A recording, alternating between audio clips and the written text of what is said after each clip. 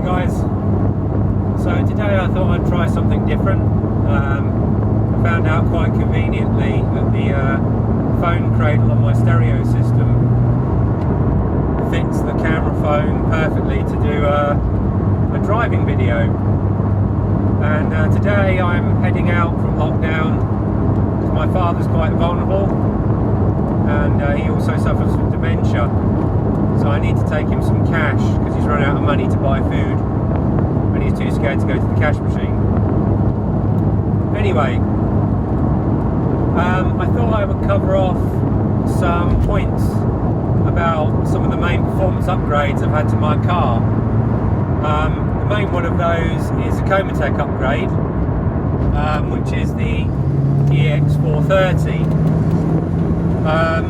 And I'll go over basically why I picked that upgrade and how I think the car performs with that upgrade in place.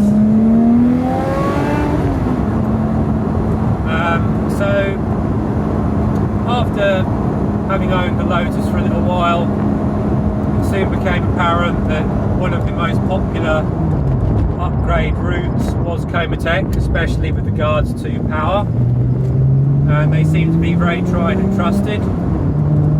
They definitely weren't the cheapest out there, but they did have a reputation, and they've been doing it for a while, so I started to look into it. For those of you that live in the UK know, Hangar 111 are the accredited Komotec dealer, so it wasn't really practical for me to go all the way to Germany to get it done, though a lot of people had recommended that. So I contacted Hangar 111, and after a lot of thought I decided to go for both an exhaust and a power upgrade. Now, originally I was going to follow the crowd and go for a tubular exhaust,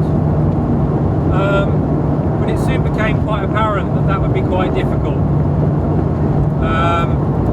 I won't get into the politics of it at all, but it seems that tubular exhausts aren't completely compatible with Komotec manifolds, and there are various other issues going on there.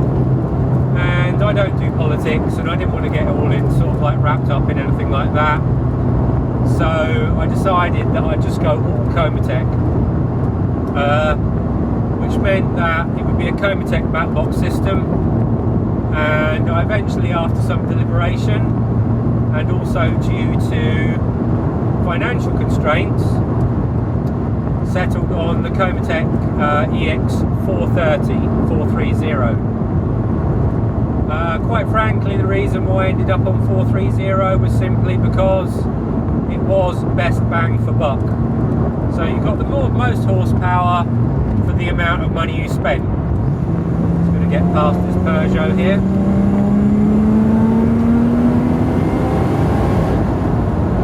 There he goes. Okay. So yeah, I chose the 430 because it was best bang for buck. The upgrade experience through Hangar 111, to be honest, was kind of okay. It took 2 weeks. They did promise they would do some work that they didn't actually end up doing. I won't get too stuck on that, but they did a good job with the actual upgrade itself, and it did what it said on the tin. So what do you get in the 430 upgrade? Well, you get new manifolds, you get rid of your pre-cats, your final cat is replaced with the sports cat, you get the Komotec custom carbon intake box, and you get a reduced pulley, and then on top of that you get the custom mat to go with it. It reduces most of the time 420 horsepower or 430 PS, and about, give or take, 460 to 470 newton meters of torque. So, how does that work out in the car? So, from my point of view, it is quite a notable increase. The map over the standard 350S map is much more aggressive. The biggest point that you'll probably note is that the torque kicks in a lot earlier. So you can really feel the torque come in from just over 2000 RPM, and it pulls a lot harder. Whereas before I felt that you had to rev the engine through a lot more, and it wasn't until you reached higher RPMs that you really felt that torque come through. I've had it on the car now since last August. It's been perfectly reliable, touch wood. Just get past this truck. Bye-bye, Mr. Truck. It's been perfectly reliable, and the car performs really well. What are the downsides of it? Well, to be honest, for road driving, which is what I do in my Exige, none really. It delivers great power. I haven't really noticed much deficit with regards to heat and heat soak. Car definitely performs better on a cold morning when it's dry, but then pretty much every performance car I've ever had has. Just get past this van. Beautiful day today, really is. Gorgeous country roads. I'm so grateful that I've got the opportunity to come out and do this. The Cup 2s stick like hell on these roads, which is awesome.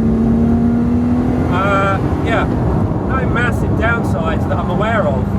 Fuel consumption goes up very slightly, not massively. I fully understand that if you track your car a lot, I would definitely save up that extra £5,000 and get the 460, because you probably would need charge cooling, there's no doubt about it. The 430 really runs the stock supercharger to its absolute max, and if you're hammering the car on the track, then you're going to need that charge cooler. For me, because I do everything road at the moment, and I have a separate car for doing track stuff, and this car's too precious to me at this point in time, I don't need that, and I can save the £5,000 for the time being. That's not saying I won't do it though, because I probably will do it at some point in time. The exhaust, Komotec exhaust. So, what's it like? Sounds bloody awesome, basically. Again, I'm afraid if you're a track goer, it's going to beat those limits. It's going to be no good for you. It has a valve system which works in conjunction with the standard automated valve from the 350, so no change there. The only difference, so I'm told, from Komotec is that there's no difference in performance whether the valve's closed or open. They state that through testing it should be exactly the same. Sorry, I'm just really enjoying these roads today, they're awesome. This car, I just love this car so much. Yeah, so no difference between valve open and valve closed. Sounds really good, really refined, but really grunty, like the car wants to murder you, which I like, and no problems. Aesthetics wise, it's not as good looking as the tubular system. I think the end tips are 88 mils, something like that. Not quite as big as the hundreds on the tubular, and they're slash cut half carbon tips. They look okay. I am quite picky about aesthetics, if you might notice with some of my car choices in my car, and I like OEM plus, really is what I look for in my car. But it's not a bad looking system. but it's not up there with the tubular looks wise. I haven't directly compared it to a tubular with regards to the Sonics, so again can't really truck here taking up too much space. Can't really comment on that. I know the tubulars are meant to be awesome, but I couldn't really have that choice because again some sort of strange compatibility issue there with the Komotec pipes versus the tubular ones. So yeah, I would give the exhaust system, the Komotec exhaust system, 9 out of 10 from the Sonic's point of view, and probably 7 out of 10 for aesthetics. I'm currently looking to see if Dan at HPE can maybe chop the current end tips off and put some slightly fatter ones on, some 100 mils. Because despite what they say, guys, it's all about the size. And yeah, but we'll see. So overall, my Komotec upgrades, really happy with those.